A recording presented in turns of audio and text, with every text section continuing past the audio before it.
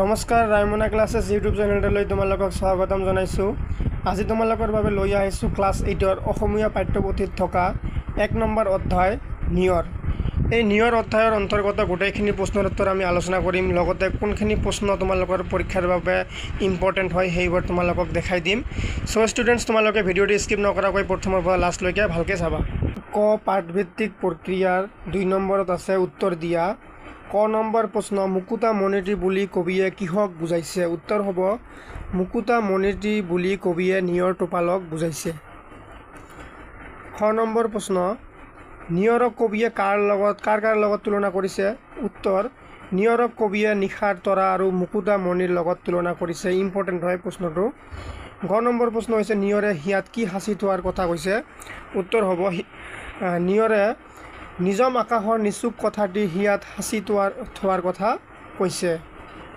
গোটেইকেইটা প্ৰশ্ন ইম্পৰ্টেণ্ট হয়। আমি উত্তৰবোৰ অতি চুটিকৈ আৰু ভালকৈ লিখি দিছোঁ, তোমালোকে ভালকৈ বহীত লিখি ল'বা আৰু পঢ়িবা। ঘ নম্বৰ প্ৰশ্ন আছে ফুলনিত কি ছিগি ৰৈ গ'ল? উত্তৰ হ'ব ফুলনিত নিশা নাচা নাচনীৰ ডিঙিৰ মণি ছিগি ৰৈ গ'ল। ও নম্বৰ আছে কবিয়ে কি সাৰি থকাৰ কথা কৈছে? কি সৰি থকাৰ কথা কৈছে? উত্তৰ হ'ব কবিয়ে নিশাৰ তৰা এটি নিয়ৰ হৈ সৰি থকাৰ কথা কৈছে। তাৰপিছত আছে তোমালোকৰ এতিয়া 3 নম্বৰত আছে কবিতাটিৰ মূল ভাৱ চমুকৈ লিখা।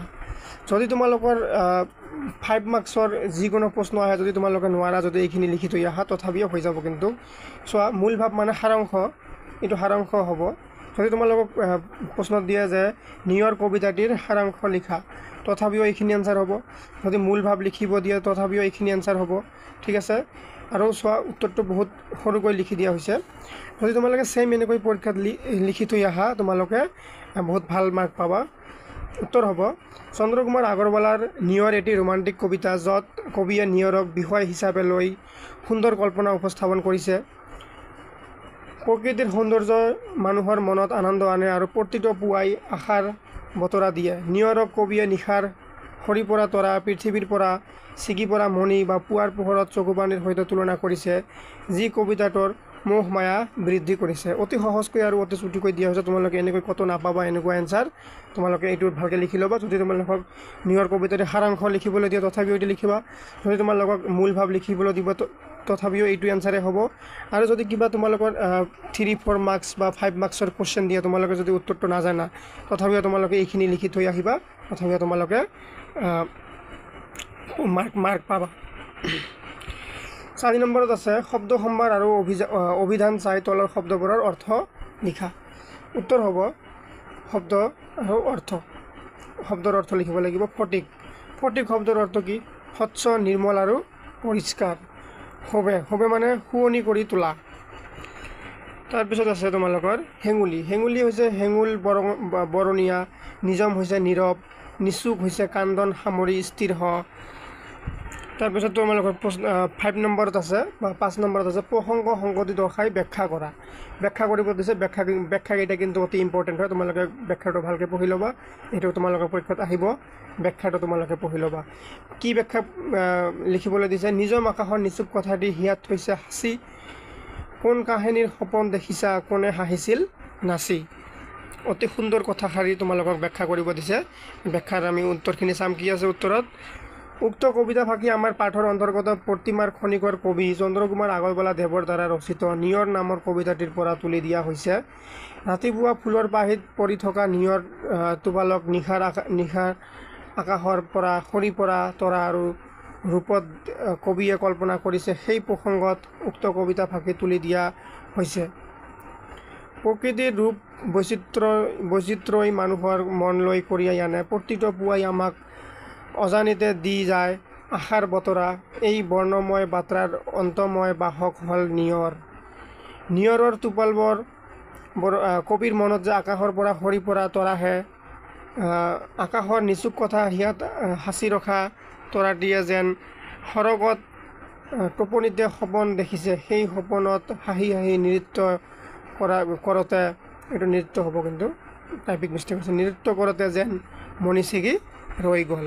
ইম্পৰ্টেণ্ট হয় ব্যাখ্যাটো, তোমালোকে পঢ়ি ল'বা। 6 নম্বৰত দিয়া আছে তোমালোকৰ পাঠৰ পৰা অন্ত মিল থকা শব্দবোৰ লিখা। অন্ত মিল থকা শব্দবোৰ লিখিব দিছে, যেনেকৈ উদাহৰণ হ'ল ধোৱা, যোৱা। ধোৱা হ'লে যোৱা হ'ব। উত্তৰ কি হ'ব? সাঁচি হ'লে নাচি। তাৰপিছত আছে তোমালোকৰ মণি হ'লে কণী, ভাহি হ'লে পাহি, এনেকৈ অন্তমিল থকা। এতিয়া তোমালোকৰ খ অংশত দিয়া আছে ভাষা অধ্যয়ন। এইটো অধ্যয়ন হ'ব, কিন্তু অধ্যয়ন ব্যৱহাৰিক ব্যাকৰণ। ঠিক আছে, এইটো আছে তোমালোকৰ খ অংশত। ইমান টাইম আমি কি পঢ়িলোঁ? ক অংশত থকা প্ৰশ্নৰ উত্তৰ। এতিয়া তোমালোকৰ 7 নম্বৰত আছে উল্লেখিত শব্দবোৰৰ সমাৰ্থক শব্দ লিখা। মই তোমালোকক সদায় কৈ থাকোঁ যে সমাৰ্থক শব্দ মানে হৈছে যি শব্দৰ দুটাৰ অৰ্থ একে হয় বা ছেইম হয়, সেইটো কি বোলে? সমাৰ্থক শব্দ বোলে। আৰু যাৰ অৰ্থটো বিপৰীত হয় বা ওলোটা হয়, কি তাক বিপৰীত শব্দ বুলি কোৱা হয়। এতিয়া তোমালোকক টোপনিৰ সমাৰ্থক শব্দ লিখিবলৈ দিছে। বেলি, পানী, ফুল, নিশা, সপোন, আকাশ, চকু, এইবোৰ শব্দৰ সমাৰ্থক শব্দ লিখিবলৈ দিছে। আমি ইয়াৰ উত্তৰবোৰ চাম। টোপনিৰ সমাৰ্থক শব্দ হৈছে নিদ্ৰা বা ঘুমতি। ইম্পৰ্টেণ্ট হয়, কিন্তু এইবোৰ তোমালোকৰ পৰীক্ষাত আহিব, কিন্তু ছেইম এনেকৈ বাকচত দিয়া থাকিব, তোমালোকে লিখিব লাগিব। বেলি হৈছে সূৰ্য, ৰবি, পানী হৈছে জল, নীৰ, ফুল হৈছে পুষ্প, কুসুম। তাৰপিছত আছে তোমালোকৰ নিশা হ'ব ৰাতি বা ৰজনী, সপোন হ'ব স্বপ্ন, আকাশ, গগন, অম্বৰ, চকু, নয়ন, নেত্ৰ। এইবোৰ কিন্তু গোটেইখিনি ইম্পৰ্টেণ্ট হয়, তোমালোকে ভালকৈ লিখি ল'বা। এইবোৰ কিন্তু তোমালোকৰ পৰীক্ষাত আহে। এতিয়া তোমালোকৰ আছে 8 নম্বৰত বিপৰীত শব্দ লিখা। ইয়াৰ আগত আমি কি পঢ়িলোঁ? সমাৰ্থক শব্দ। সমাৰ্থক শব্দ দুটাৰ অৰ্থ কি হয়? একে হয়। আৰু বিপৰীত শব্দৰ অৰ্থটো কি হয়? দুয়োটাই ওলোটা হয়। এটাৰ ওলোটা হয় অৰ্থটো। মানে কি দিছে? চিগাৰ বিপৰীত শব্দ কি? সৰহ, দিন, হাঁহি, পুৱা, নিজম। এই শব্দকেইটাৰ বিপৰীত শব্দ লিখিব দিছে। বিপৰীত শব্দ মানে কি? তোমালোকে জানা শব্দটোৰ ওলোটা অৰ্থ। চিগা মানে যোৰা, চিগা মানে ছিঙি যোৱাৰ ওলোটাটো কি হ'ব? যোৰা লগা। সেইকাৰণে কি হ'ব? চিগাৰ অৰ্থ যোৰা। পুৱা হ'লে গধূলি হ'ব, নিজম হ'লে কোলাহল হ'ব, সৰক নৰক, দিন হ'লে ৰাতি হ'ব, এনেকৈ। হাঁহি হ'লে কি হ'ব? কান্দন। ইজি আছে, এইবোৰ তোমালোকে এবাৰ ভালকৈ চাই যাবা, তোমালোকে পাহিবা এইবোৰ। 9 নম্বৰত আছে বাক্য ৰচনা কৰা। ইম্পৰ্টেণ্ট হয় বাক্য ৰচনা কৰা। কেনেকৈ বাক্য ৰচনা কৰিবা? তোমালোকক যিবোৰ শব্দ দিয়া থাকিব সেইবোৰৰ কিন্তু তোমালোকে অৰ্থ জানিব লাগিব। মুকুতা যদি তোমালোকে এটা বাক্য ৰচনা কৰে, ৰ'দৰ পোহৰত নিয়ৰক মুকুতা মণিৰ নিচিনা লাগে। পাহি, গোলাপ ফুলৰ পাহিবোৰ ধুনীয়াকৈ সৰি আছে, শোভে। গোলাপ ফুলে গোটেই বাগিচাখনত শোভে। নিচুক, নিয়ৰে নিজুম আকাশৰ নিচুক কথাটি হৃদয়ত সাঁচি থৈছিল। এইবোৰ কিন্তু তোমালোকে যদি তোমালোকে ভালকৈ পাঠটো পঢ়া, পাঠটোৰ পৰাই কিন্তু তোমালোকে এটা বাক্য সজাব পাৰিবা। ঠিক আছে। ফুলজুপিত নিয়ৰৰ টোপালবোৰ ধুনীয়াকৈ জিলিকি আছিল। ফটিক, নৈখনৰ ফটিক পানীত পদুম ফুলবোৰ ধুনীয়াকৈ ফুলি আছে। মই ভালকৈ চাই যাবা তোমালোকে। 12 নম্বৰত আছে তোমালোকৰ এটা শব্দত প্ৰকাশ কৰা। ভেৰি ভেৰি ইম্পৰ্টেণ্ট কিন্তু এইবোৰ। এটা শব্দত প্ৰকাশ কৰা। কি এটা শব্দত প্ৰকাশ কৰিব লাগিব? যি আনৰ উন্নতি দেখিব নোৱাৰে তাক কি বোলা হয়? চকু চৰহা বা পৰশ্ৰী কাতৰ বা হিংসা কুৰিয়া। যি আনৰ ভাল দেখিব নোৱাৰে তাক কি বোলা হয়? চকু চৰহা। তোমালোকে এটা ভালকৈ মনত ৰাখিবা, চকু চৰহা। 6 নম্বৰত আছে একে মাকৰ সন্তান। একে মাকৰ সন্তান হ'লে কি হয়? সহোদৰ। মনত ৰাখিবা, কিন্তু এইবোৰ তোমালোকৰ ইম্পৰ্টেণ্ট হয়। 9 নম্বৰ আছে যাৰ ঘৰ বাৰী নাই কি? অঘৰী। ইজি হয়। 9 নম্বৰ যিজনে ভাল বেয়া বিচাৰ কৰিব নোৱাৰে তাক কি ক'লে? অবিবেচক। ঠিক আছে। 9 নম্বৰ আছে যি আগেয়ে হোৱা নাই, অভূতপূৰ্ব। যি আগত হোৱা নাই তাক কি বুলি কোৱা হয়? অভূতপূৰ্ব।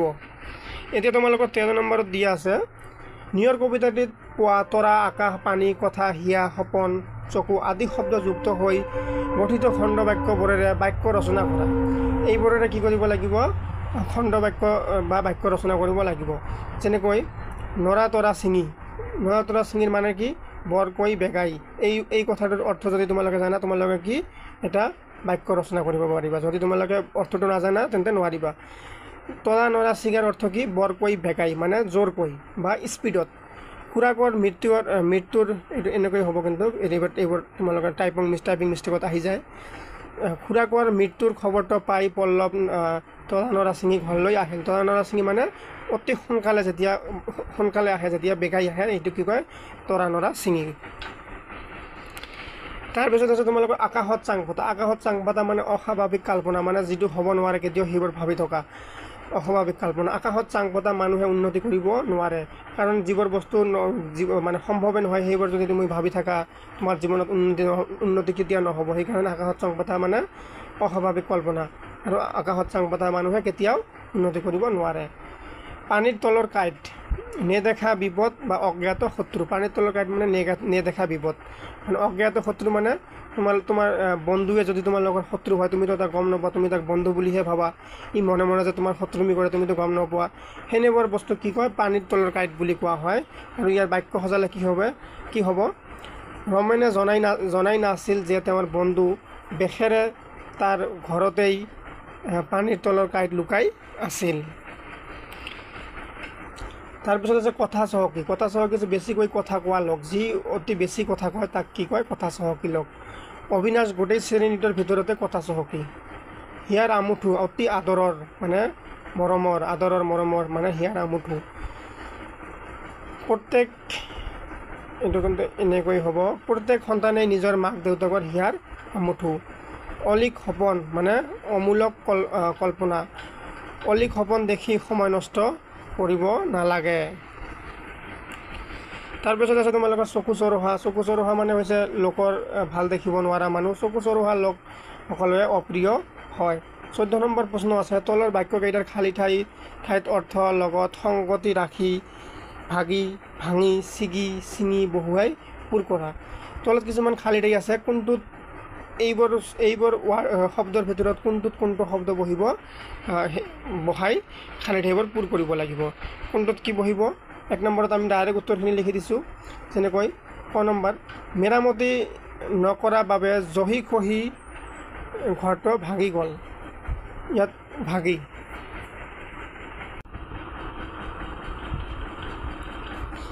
ইয়াত কিন্তু ওপৰত থকা এই ভাগি শব্দটো ব্যৱহাৰ হৈছে। তোমাৰ ওপৰত কি আছে? ভাগি শব্দটো আছে, কিন্তু এইটো চোৱা, এইটো ভাগি আছে, ভাঙি আছে, ছিগি আৰু ছিঙি আছে।